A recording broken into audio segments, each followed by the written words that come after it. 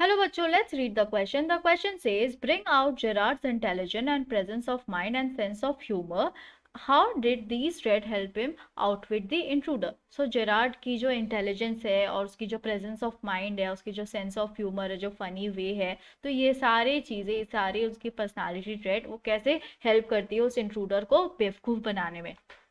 क्या की पॉइंट्स हम ध्यान में रखेंगे? सबसे पहला बात, Gerard handle the intruder with ease as he was cool headed person, so he was not nervous seeing a gun toting man. So gun carry किया हुआ मैन जो उसके घर में आ पड़ा था, उसे देखकर, उस घुसपैठिए को देखकर जेरार्ड बिल्कुल ही उसे इजी तरीके से हैंडल करता है। वो बहुत कूल हेडेड पर्सन है, वो नर्वस बिल्कुल भी नहीं होता है। दूसरी बात, Gerard was being witty with the intruder without showing any sign of fear. और उस जेरार्ड के फेस पे डर का कोई शिकंज नहीं था, कोई साइन नहीं था फियर का, और वो बहुत मजाकिया हो रहा था उस घुसपैठी के साथ। Gerard made up story about himself that he was a criminal and made the intruder believe that he was also being chased by the police. और जेरार्ड अपने बारे में एक स्टोरी बनाता है कि वो एक क्रिमिनल है, और वो विश्वास दिला लेता है इंट्रूडर को कि उसके पीछे भी पुलिस पड़ी हुई है। Then he cleverly convinced the intruder to escape with him and hurried him in the cupboard and knocked the revolver out of his hand. और वो बहुत चालाकी से उस इंट्रूडर को मना लेता है अपने साथ भागने के लिए, और उसे अपने कबर्ड में बंद कर देता है, और उसके हाथ के ग्रिप से उस रिवॉल्वर को नॉक कर देता है, मतलब छीन लेता है, मान लो उसे फेंक देता है, उसके हाथ के ग्रिप में उसे नहीं रहने देता है। ठीक है।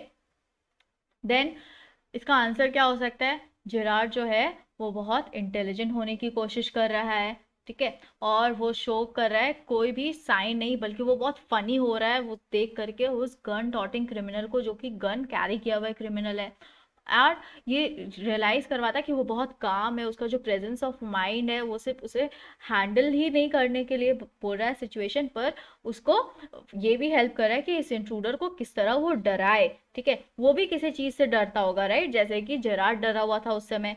और जो जेरार्ड है वो अपने बारे में स्टोरीज बनाना शुरू कर देता है अपने क्रिमिनल बैकग्राउंड के बारे, और वो एटमोसफेयर को, उस रूम का एटमोसफेयर को बहुत लाइट रखने की कोशिश करता है अपनी मजाकिया वे से। ठीक है, और वो बहुत अम्यूजिंग रिमार्क्स देता है उस इंट्रूडर को, और वो इंट्रूडर को ये बोलता है कि पुलिस उसके पीछे पड़ी और कोई भी समय उसे आकर अरेस्ट कर लेगी। ठीक है, इसीलिए उन दोनों को वहां से फ्ली करना होगा इमिडिएटली, मतलब भागना पड़ेगा। और वो ट्रिक करके, he tricked him into a cupboard और पीपिंग इनटू अ कबर्ड, वो बोलता है कि चलो हम लोग इस कबर्ड में छुप जाते हैं। ठीक है, तो जब वो देखने जाता है घुसपैठिया उसके कबर्ड में एग्जामिन करने जाता है, तब वो क्या करता है, उसे धक्का मार देता है अपने कबर्ड में, क्लेमिंग दैट कि उसमें एस्केप रूट है, वहीं से हमें भागने का रास्ता मिलेगा।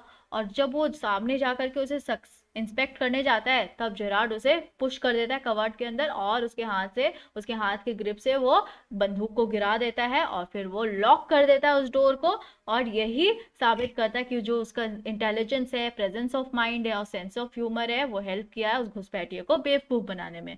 सो how we will frame the answer now. Gerard, being an intelligent man, showed no sign of fear on his face. When he saw the gun toting criminal, he realized that his calmness and presence of mind would not only help him in handling the situation, but would also help in frightening the intruder, who, like him, must be scared.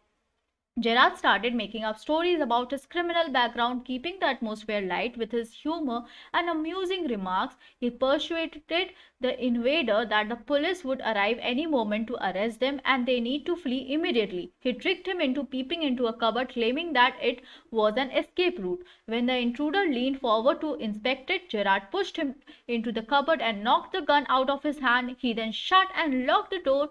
Thus, his intelligent presence of mind and sense of humor help him outwit the intruder. I hope you understood it well. Thank you. Best of luck.